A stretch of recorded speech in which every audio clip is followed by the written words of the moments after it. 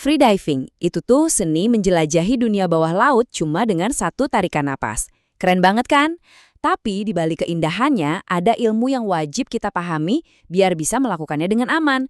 Nah, di sini kita bakal bedah semua sains di baliknya, supaya kamu bisa menikmati petualanganmu tanpa ambil risiko yang nggak perlu.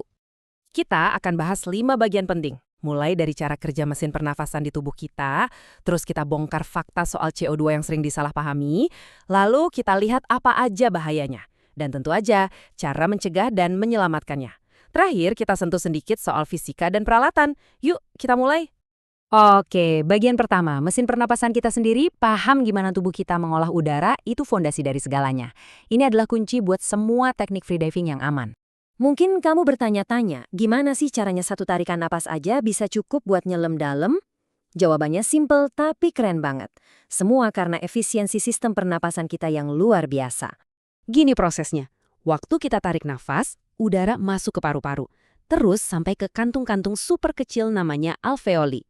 Nah, disinilah keajaibannya terjadi. Oksigen dari udara diserap ke darah, dan di saat yang sama, karbon dioksida yang kotor dari darah dilepas, siap buat kita hembuskan keluar. Cara oksigen dan karbon dioksida jalan-jalan di tubuh kita itu beda banget. Anggap aja oksigen itu penumpang VIP, dia butuh tumpangan khusus dari hemoglobin di sel darah merah. Nah, kalau karbon dioksida, sebagian besarnya bisa larut gitu aja di plasma darah. Perbedaan ini kelihatannya sepele, tapi penting banget. Sebentar lagi kita bakal tahu kenapa. Dalam kondisi santai, tubuh kita ini efisien banget. Saturasi oksigen di darah kita itu biasanya ada di angka 95–99%. Artinya darah kita itu udah hampir penuh terisi oksigen. Ini adalah titik awal kita, kondisi normal sebelum kita mulai menahan napas. Nah, sekarang kita masuk ke bagian yang mungkin akan mengubah cara pandangmu selamanya tentang menahan napas. Ini bisa dibilang adalah kunci paling utama dari freediving yang aman. Siap? Jadi, ini dia poin paling krusialnya. Rasa nggak nyaman dan dorongan kuat buat napas pas kamu lagi tahan napas, itu bukan tanda oksigen kamu habis. Sekali lagi, bukan.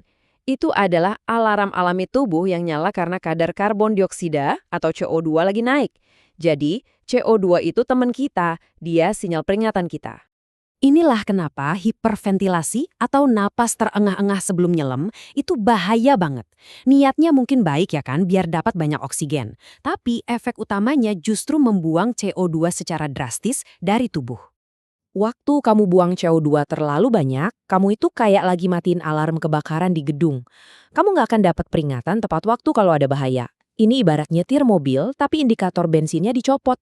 Kamu nggak akan tahu kapan bensinnya habis, tahu-tahu mesinnya mati di tengah jalan.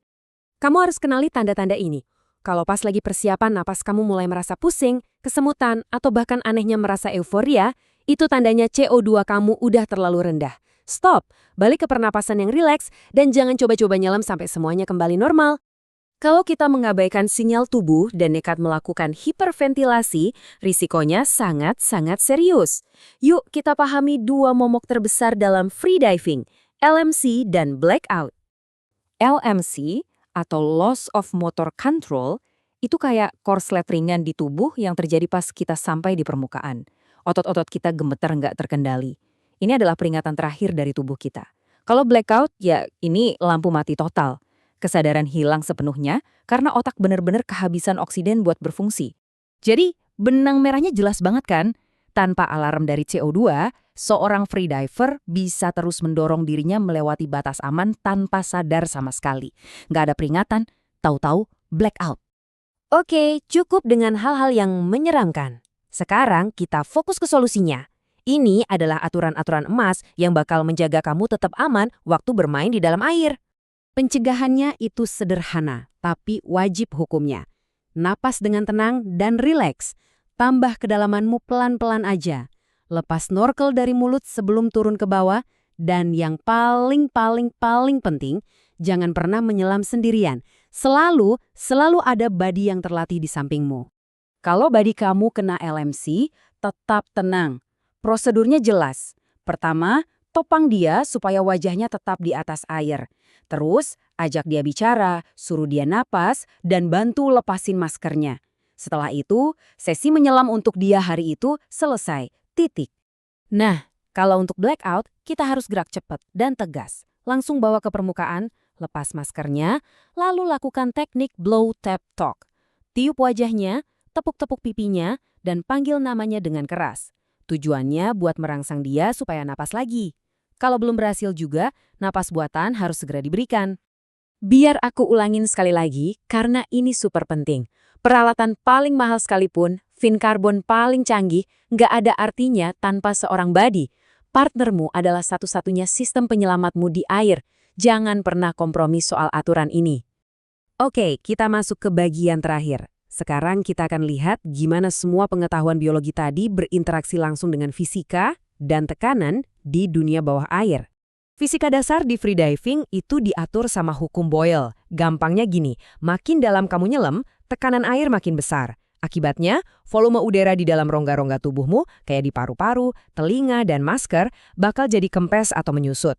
Nah, inilah kenapa kita harus melakukan ekualisasi. Jadi kamu perlu menyamakan tekanan di telinga, sinus, dan juga di masker dengan cara meniupkan sedikit udara ke sana. Kuncinya biar gampang, turunnya pelan-pelan, dan yang paling penting, rileks. Jaga kepala dan lehermu tetap santai. Otot yang tegang itu musuh utamanya ekualisasi. Semua pengetahuan ini bisa kamu terapkan di berbagai disiplin freediving. Mulai dari static apnea yang nguji seberapa lama kamu bisa tahan napas, dynamic apnea yang nguji seberapa jauh kamu bisa berenang horizontal, sampai disiplin kedalaman seperti free immersion dan constant weight yang jadi ikon dari olahraga ini. Jadi, setelah kita bahas semua ini, pertanyaannya bukan lagi seberapa dalam atau seberapa lama kamu bisa menyelam.